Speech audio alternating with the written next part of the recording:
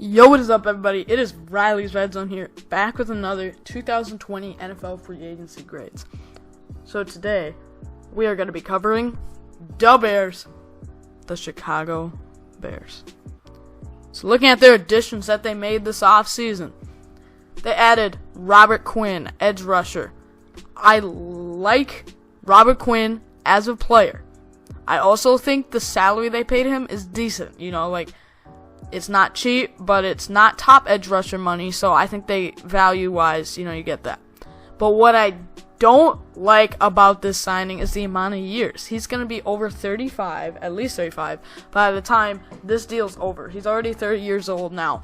And by the way, apparently he flipped a coin between the Bears and the Falcons. So that's an interesting one to decide your next 5 years.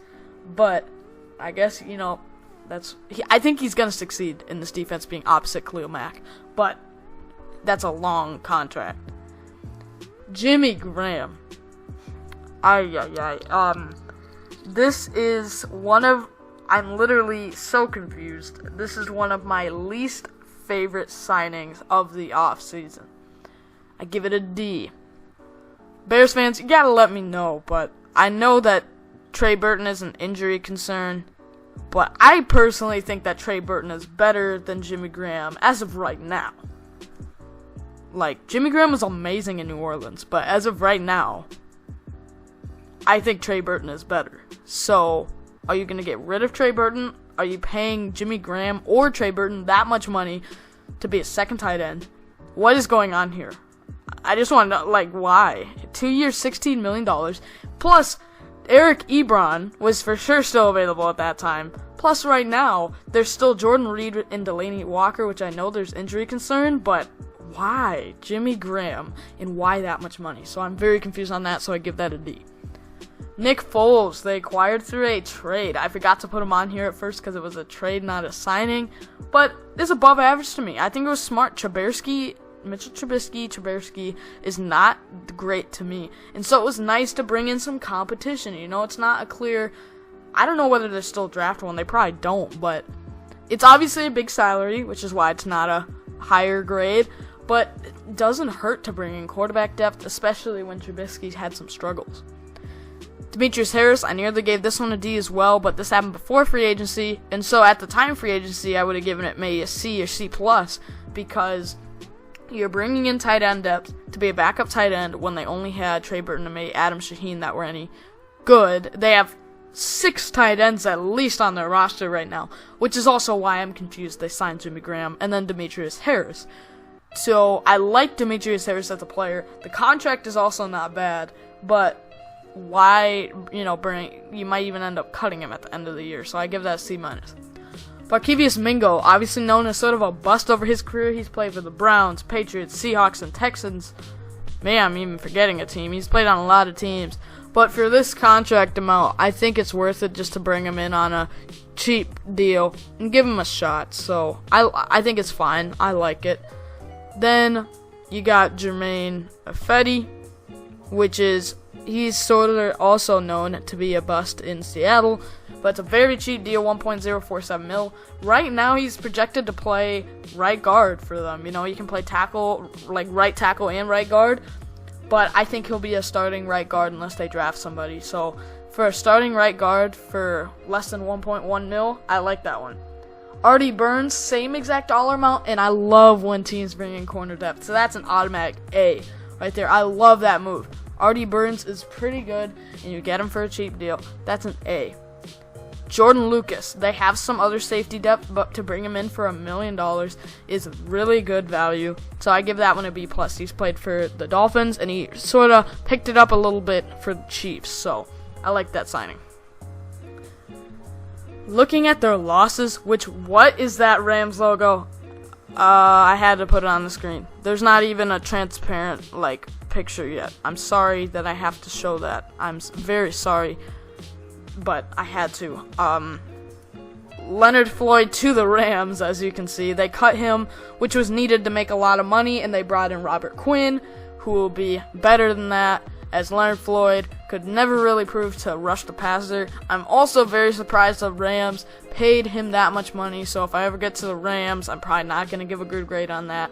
It's a lot of money for a not great edge rusher, especially when they're trying to replace him with Dante Fowler. But saying that, this is a Bears video. So Chase Daniel went to the Detroit Lions on, I think if they really cared, they could have brought him back. But I think it was a good move by Chicago to bring in Nick Foles just to compete with them. And so I do think Nick Foles is better than Chase Daniel. So that was fine. Clinton-Dix, honestly, I agree with what a lot of people say. He sort of is overrated. Like, you hear the name and you think, wow, how could they let him go for that cheap? Or like, great, we signed him, for that amount. But he hasn't been a star. You think about it, why has he been on the Packers, the Redskins, and the Bears within about a year? And now he's going to be on his fourth team within about a year and a half.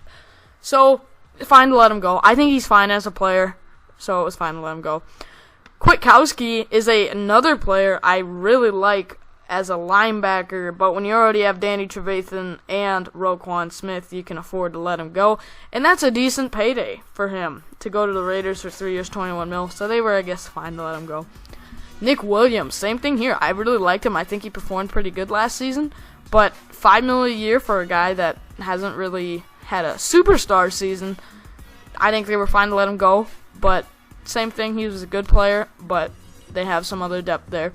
Cornelius Lucas, same thing, never really been a starter. He's been a swing tackle his whole career. So Washington picks him up. Okay, it's a decent signing. But Kevin Pierre-Louis also goes to Washington, $3 million. That's a little bit high for a journeyman player. I think so myself, but that's what they did. Then, as I say, cuts count as the losses, because it's very unlikely that you see guys straight up cut and then come back. I mean, sometimes that happens. It's more likely that a guy declines his option, or the team declines his option, and they try to get him back for a cheaper deal. So I'm counting Prince Amukamara as a loss at corner, which is obviously a big loss, but they needed that to make some cap space. And Taylor Gabriel, which apparently Packers fans are literally obsessed every day that they should sign him. Packers fans, if he's not signed by the time I get to your video, I will put him on the back list, where it says who to sign. I will make sure I put Taylor Gabriel on there, because that seems to be what everybody wants. Deion Bush at safety here for re-signings. I like that deal. $1.4 million. Might be able to step in and be your starting safety opposite Eddie Jackson when you let Clinton-Dix go. So, I like that value. Brent Urban, same thing, just a nice depth piece to bring in for $1 million to be a little depth on your defensive line. I like that. DeAndre Houston-Carson, $1 million, same thing. They're bringing in safeties depth, not a bad thing.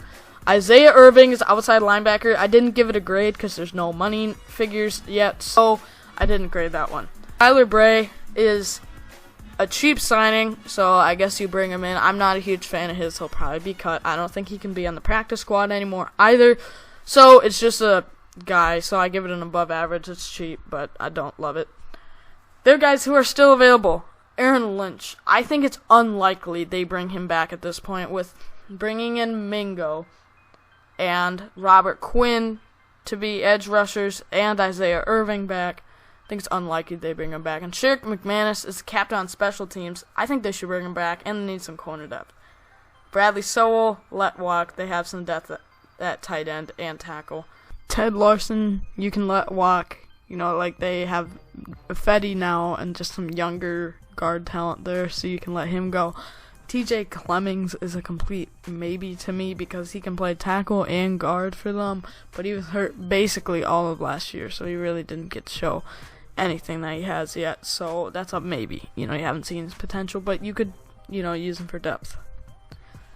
Looking at their top needs here, to me they need another outside receiver opposite Allen Robinson. I think Anthony Miller is a good player, but more of a slot guy.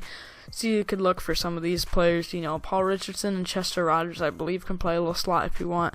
Demaryius Thomas probably could too. Jermaine Kearse is for sure an outside receiver, but yeah, to me they just need another opposite outside receiver.